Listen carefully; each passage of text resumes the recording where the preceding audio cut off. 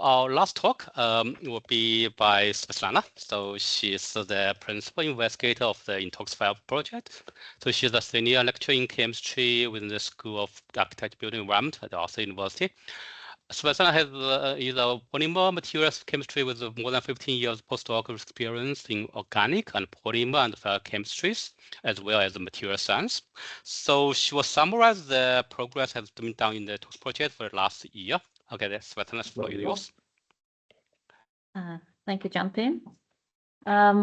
Okay, everyone, so this is just the last talk, just an overview of what we have been doing over the last 12 months. We're coming to the end. We only literally have just a couple of weeks left of the first year of the InToxFIRE project. Next slide, please.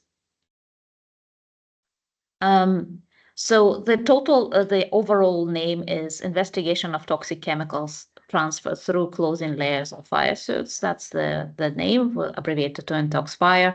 Our funder is UL Research Institutes from USA, and we applied to Discoveries in Safety Grants program last year. The duration of the project is 3 years. Project officially commenced on the 1st of September 2024 with a kickoff meeting on the 6th of September of 2024. Hamed, who is a postdoctoral researcher, is working full-time and leading the mostly experimental program and networking activities as well from the 3rd of February 2025. You are provided with the project website. I strongly recommend that you subscribe to the website because there will be a lot of events announcement, results, publications, a lot of useful data published there. So just don't lose this opportunity. Thank you. Next slide. So our team at FireSet working on this project is relatively small. So with Hamed, who's working hard in the lab, as you can see, co-investigator 1 is Dr. John-Pin Jan, and co-investigator 2, Professor Ali Najai, and the leading principal investigator on the project. We're also expecting a PhD student to commence his studies in September 25. Next slide, please. So what's the research background, the questions? So just to summarize perhaps of many points made throughout this webinar, there are I think over 15 million firefighters around the globe, and 1.5 million are career firefighters. Only in the UK, there are over 40,000 career firefighters, 19,000 part-timers, and 1,400 voluntary firefighters. I think the biggest workforce is actually in the US, with over 370,000 career professional firefighters and more than 700,000 of a voluntary force. If we talk only about Northern Ireland, we have quite a big workforce here, 1,800 firefighters here. So I think as Brett and other people mentioned here, IARC had placed the firefighting as carcinogenic activity. It's the most challenging profession where workers repeatedly, regularly, and for a long time exposed to different classes of toxic agents. It's not just one chemical, which Hamed had showed, naphthalene, for instance. It's just not a very nice cocktail of different classes.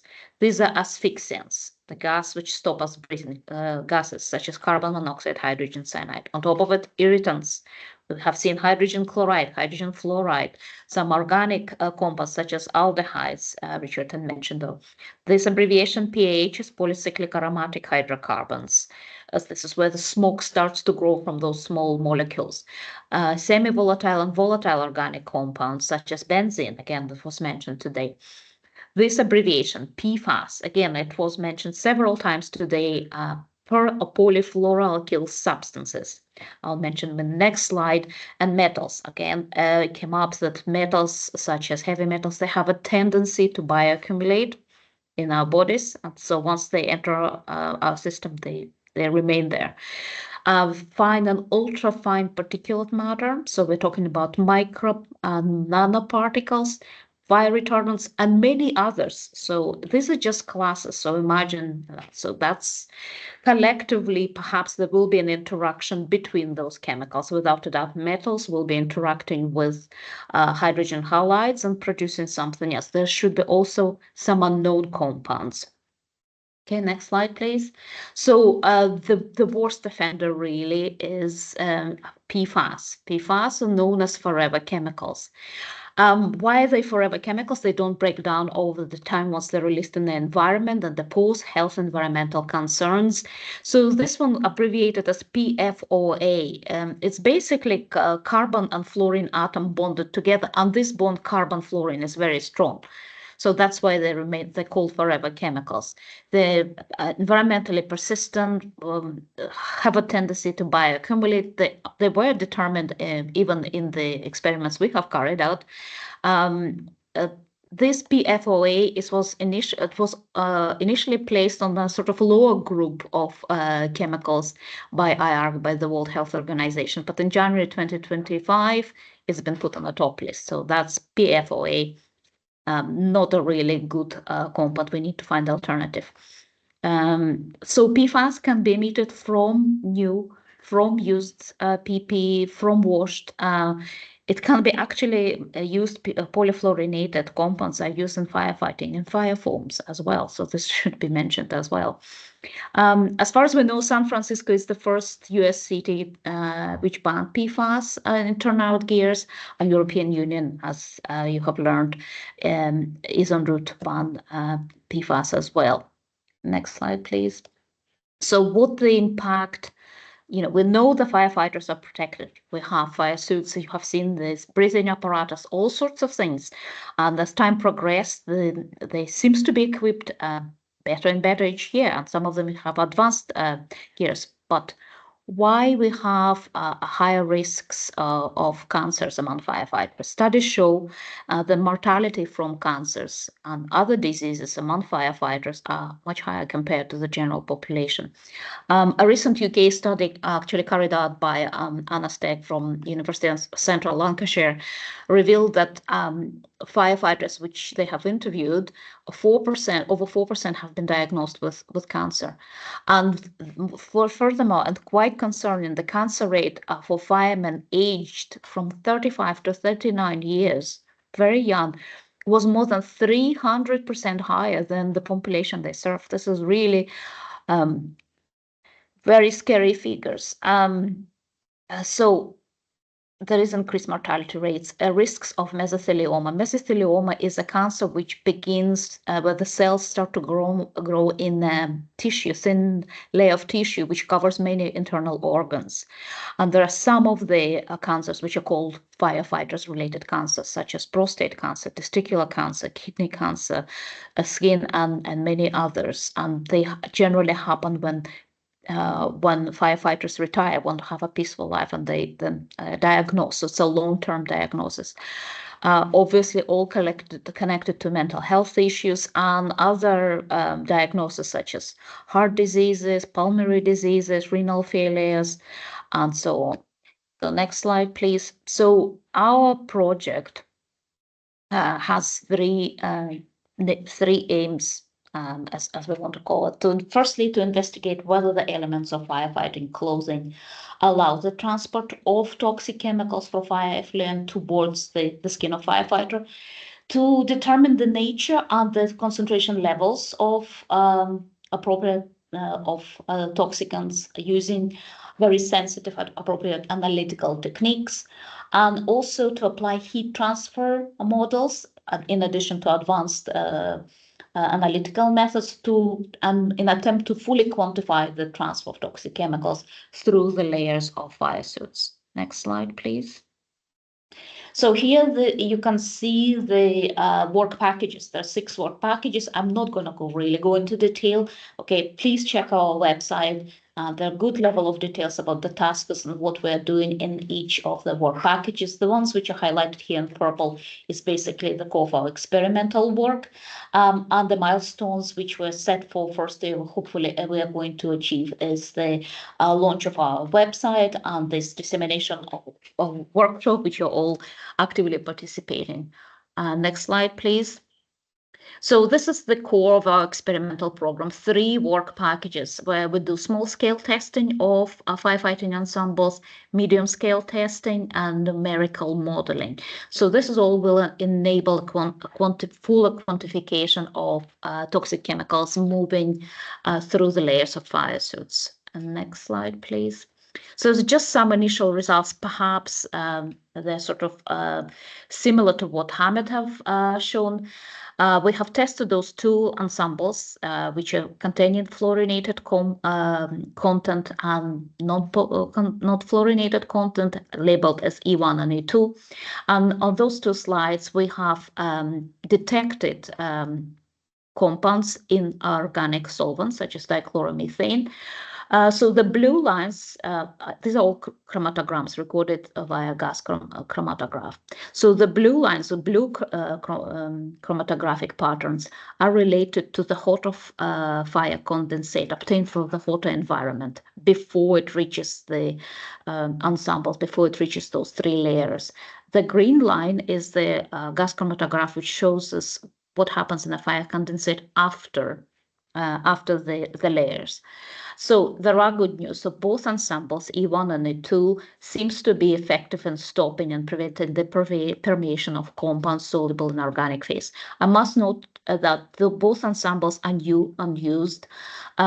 So to understand GC patterns here, so if you see the peak, it generally corresponds to a chemical compound. If you don't see the peaks, like on the green lines, so it means there are no compounds there. There's some very small peaks on green lines, so it means after or beneath the layers. There are a couple, I think 2 or 3 peaks, especially for E2, but these are the peaks which were found in the control, in the solvent, and therefore should be disregarded. So effectively, both ensembles are good. Perhaps E2, the one which didn't contain polyfluorinated compounds, allowed the permeation, just one compound, which you see here. It's dicarboxylic acid is a derivative of dicarboxylic benzoic acid. Next slide, please. We also tested the toxic chemicals which were soluble in water. And again, the pictures are really scary here. We were comparing them to this IARC list where the toxicants were put in group 1 to 2A and 2B, non-carcinogen, possible carcinogen, and probable carcinogens. Yes, the fire condensate, that liquid condensate which we have tested, was full of aromatic hydrocarbons, furans, isocyanates, nitrogen-containing, chlorine-containing, bromine-containing compounds. Some of them in red, which you see, these are non-carcinogen, trichloroethane, polybiphenyls, dioxins. These are really water-soluble compounds, but they're only present on a sort of hot or fire effluent. When we checked underneath, so we didn't really detect these compounds. However, more work is required, and we will be changing the conditions for to gain more results and publish more results. Next slide, please. So what is our initial recommendations after we have carried out some experiments and have conducted surveys and questionnaires? So improved PPE design is required. Should be no or minimum gaps. There should be found a suitable alternative to PFAS-containing ensembles. PFAS were put in place for a reason. So they provide a good resist thermal barrier and chemical barrier. What if we are removing PFAS? Again, we need to have this proper balance. If many people need to strike the balance here. Okay, correct robbing and disrobing procedure, updated and regular training for firefighters, for trainers, and perhaps for other staff like a medical personnel as well. Skin wiping, hand washing, showering as soon as possible after the incidents to reduce dermal exposure doses. Timely and repeated laundering of contaminated turnout gears, and firefighters should be responsible in sending the turnout gears for advanced cleaning. There is probably a question here about what if we do repeated washing. I mean, probably it will impact the efficiency of those 3 or 4 layers. We have talked to some decontamination services, and I think there are a few publications on the use of liquid carbon dioxide to remove some of those known contaminants as alternative to water. Probably more expensive, but very efficient. We need to establish and answer this question: how clean is the clean? What's the level of cleanliness? When is it acceptable? Is it acceptable to send a PPE after cleaning, but a firefighter can still smell something? Probably not. Crew rotation for prolonged operations and the change of operations depending on the fire scenario. Next slide. So quickly, our achievements, please check out our website and subscribe. We have established protocol for testing fire suit ensembles.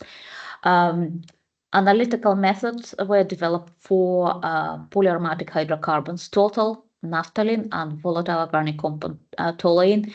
We had a range of discussions with fire rescue services here in Northern Ireland, England, Italy, USA, and Australia. We're happy to communicate. If you wish, please reach out to us. We talked to decontamination specialists, NFCC and PPE manufacturers in the UK. We have a very successful symposium organized by FireCert in June, IFISS, where some of this work was presented. This online workshop is the first one, and the survey which Hamed had presented the results of the survey and interviews. The next slide, please. So the project outputs, I was trying to attend as many relevant events as possible. You can find my presentations from IFE conference in Dublin and Society of Fire Protection Engineers and March in Belfast. The initial results were presented at the IFISS conference. You can access to the proceedings. You have a DOI generated and was recently presented at InToxFIRE conference. There will be more publications coming up in the following year. And the next slide, please. So please contact us. Feel free to reach out to myself, to Hamed, Ali, or John Pin, and we'll be happy to have a further discussion. And I think this is all I have to say. I believe, are we going to show some poll results or not?